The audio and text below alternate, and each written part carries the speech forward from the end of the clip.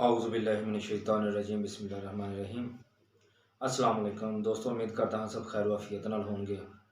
दोस्तों, अज जरियाने मनी के मतलब तुहाडे नाल कुछ गुफ्तगू लैके हाज़र होए हां, जिहड़ी कि तुहाडे नाल शेयर करांगे। जरियाने मनी दा इखराज, इहदी वजूहात और कोशिश करांगे कि तुहानूं एक अच्छा नुस्खा तुहाडे नाल शेयर करिए, जिहड़ा कि तुहाडी लाइफ दे अंदर बेहतरीन आसानियां पैदा करे और तुहाडी लाइफ नूं बेहतर करे। ਜਿਹੜੇ ਦੋਸਤ ਅਹਿਬਾਬ ਜਰੀਆਨੇ ਮਨੀ ਦੀ ਮਰਜ਼ ਦੇ ਮੁਤਲਕ ਨੇ, ਉਹਨਾਂ ਨਾਲ ਅਸੀਂ ਜ਼ਰੂਰ ਇਹ ਗੱਲਾਂ ਸਾਂਝੀਆਂ ਕਰਾਂਗੇ। ਦੋਸਤੋ, ਜਰੀਆਨ ਦੇ ਮੁਤਲਕ ਪਹਿਲੇ ਤੁਹਾਡੇ ਨਾਲ ਗੁਫ਼ਤਗੂ ਸ਼ੇਅਰ ਕਰ ਚੁੱਕਿਆ ਹਾਂ। ਜਿਹੜੇ ਦੋਸਤਾਂ ਨੇ ਸੁਣੀ ਉਹ ਤਾਂ ਬਿਹਤਰ ਹੈ, ਜਿਹੜੇ ਨਵੇਂ ਦੋਸਤ ਆਏ ਨੇ ਉਹ ਸਾਡੇ ਚੈਨਲ 'ਚ ਜਾ ਕੇ ਜਰੀਆਨ ਦੇ ਮੁਤਲਕ, ਜਰੀਆਨ ਹੈ ਕੀ, ਇਹਦੇ ਮੁਤਲਕ ਉਹ ਸੁਣ ਸਕਦੇ ਨੇ। ਦੋਸਤੋ, ਅੱਜ ਜਰੀਆਨੇ ਮਨੀ ਜਾਂ ਮਨੀ ਦਾ ਪਤਲਾ ਹੋ ਜਾਣਾ, ਇਹ ਦੋ ਇੱਕ ਬੜੀਆਂ ਅਹਿਮ ਚੀਜ਼ਾਂ ਨੇ। ਮਨੀ ਦਾ ਇਖਰਾਜ ਬਿਲਾ ਵਜ੍ਹਾ ਉਦੋਂ ਹੀ ਹੋਏਗਾ ਜਦੋਂ ਮਨੀ ਪਤਲੀ ਹੋ ਜਾਏਗੀ। ਮਨੀ ਪਤਲੀ क्यों होएगी, इन्हें की वजूहत ने? इन्हें वजूहत ने दोस्तों कि गर्म अशिया का ज़्यादा इस्तेमाल करना, तुश खट्टियां चीज़ों का ज़्यादा इस्तेमाल करना और इस तो इलावा कौड़ियां दवाइयां। आम तौर पर माशरती लिहाज नाल देखा जाए तो दोस्त अहबाब तुसी अपने गिरदो नवाह देखो तो हर दूसरा तीसरा बंदा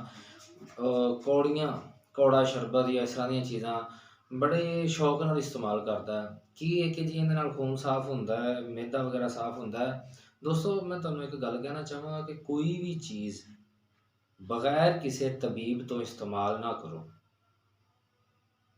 अगर तुसीं इस तरह करदे हो बगैर तबीब तो खुद ही नुस्खा जात अपने जहन के मुताबिक जहन लड़ा के, या वो दोस्त जिहड़े तुहाडे नाल शेयर करदे ने कि जिहड़े इस चीज़ नूं बखूबी नहीं जानदे, कुछ चंद नुस्खे सुन के तुहाडे नाल शेयर करदे ने, उन्हां नूं बिला वजह इस्तेमाल ना करो। कई मुस्तनद हकीम, मुस्तनद डॉक्टर, मुस्तनद तबीब जिहड़ा तुहानूं रिकमेंड करे, तुसीं कोशिश करो कि उन्होंने इस्तेमाल करो।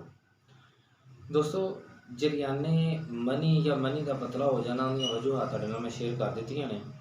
ते मनी का इखराज जिहड़ा ये उदों ही होएगा जदों मनी पतली हो जाती, या तुसीं ज़हनी तौर पर फाहश जहन के अंदर ख्यालात आ रहे हैं, फाहश लिटरेचर तुसीं पढ़ते हो, या कोई फाहश सीन वीडियो वगैरह कोई देख लेंदे हो, कोई फोटो देख लेंदे हो।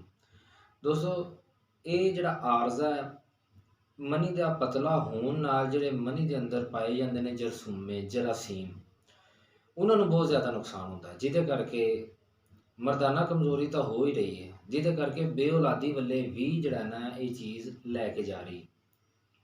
दोस्तों, अगर किसी ने भी चीज़ का मसला है तो उन्होंने नाल मैं बड़ा ही आसान एक नुस्खा लैके हाज़र होया, तुहाडे नाल शेयर करांगा। इंशाअल्लाह तुहानूं उस नुस्खे तो फ़ायदा हासिल होएगा।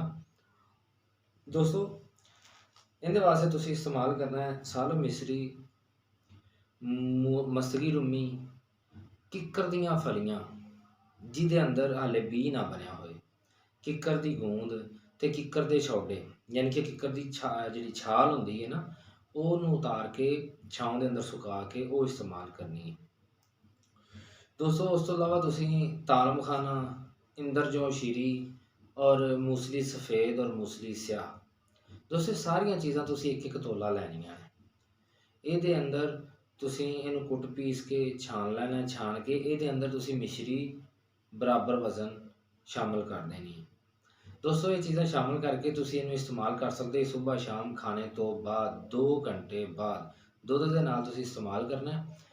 और अगर तुहाडी जेब इजाज़त देंदी है, तुसीं इस तो भी अच्छा इस चीज़ नूं बनाना चाहुंदे हो, तो इहदे अंदर तुसीं दोस्तों 15 चांदी दे वर्क, 15 सोने दे वर्क, ਉਹਦੇ ਨਾਲ कुश्ता सैदाता, कुश्ता कली, ये तुसीं 5-5 ग्राम, जिहड़ा कुश्ता कली है वो छोरे भंग वाला लै लो तो ज़्यादा बेहतर है।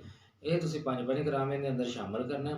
शामिल करके तो दोस्तों इसे तरीके नाल सुबह शाम खाने तो बाद नीम गर्म दुध नाल, ज़्यादा दुध गर्म ना होए, और ठंडे दुध नाल बिल्कुल इस्तेमाल नहीं करना, फ्रिज का दुध बिल्कुल इस्तेमाल नहीं करना। और ये नाल दोस्तों एक्सरसाइज के वाले भी तुसीं ध्यान देना है, और डाइट वाले भी।